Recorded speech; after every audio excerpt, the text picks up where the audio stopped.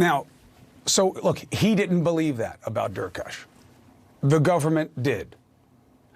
Then we had a man on this show who had worked for the Ukrainian president while this was going on and said that Derkach was absolutely funneling information, and that Rudy was well aware of that and making demands and requests of them as part of the exchange. So let's bring in Elie Honig, who knows the turf from his time as a federal prosecutor in New York. Elie, why would it be that Rudy's not in trouble, but the Ukrainian guy is?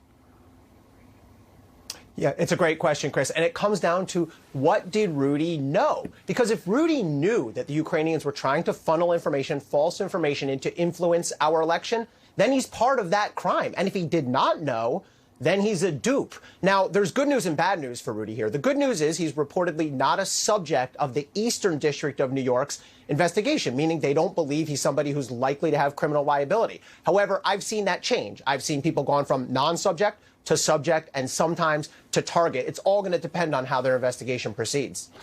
You know, I'm looking down because I'm looking at the transcript of what the guy told me. So the guy was one of the assistants. Put Elie back up, please. Split the screen with me. Thank you.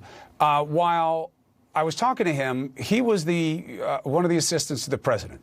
He says Rudy was working with Derkach. Derkach was giving him information. He was pressuring them to kind of make good on these suggestions from Derkach and suggesting what the man called quid pro quo.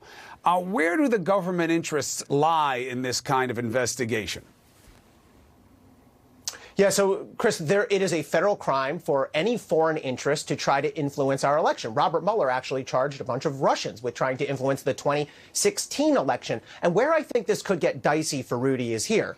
The Southern District of New York, we know, is investigating Rudy Giuliani. He is a subject and a target of that investigation. And the key question in the Southern District investigation over in Manhattan is, was Rudy acting on behalf of Ukrainians? If the Eastern District investigation turns up that kind of information, that could be used to hurt Rudy in the investigation across the river in Manhattan, the Southern District. But what's the chance that Ukrainians ever stand trial in the United States? I don't understand what the point of the investigation is. Shouldn't this be an intelligence, matter where instead of a prosecution, it's an intelligence operation?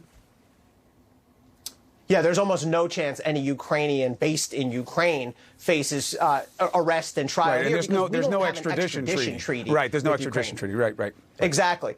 So, I think there's two purposes here. One is to sort of make the record. Mueller brought these charges that he probably knew he would never be able to actually make arrests on, but it's important that we know. But the other thing is, you don't know where an investigation is going to lead.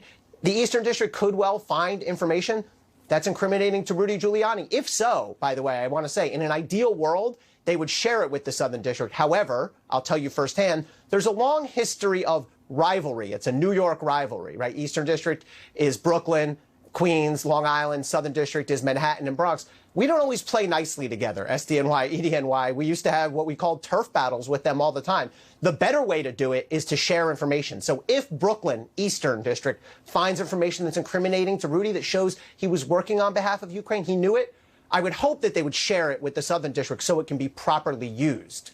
While I have you, Weisselberg, what we were having in that last conversation about any kind of patterned understanding of what happened during the inaugural process versus what happens with business as usual and what that could mean in terms of the ability to manipulate Weisselberg to help in an investigation against others.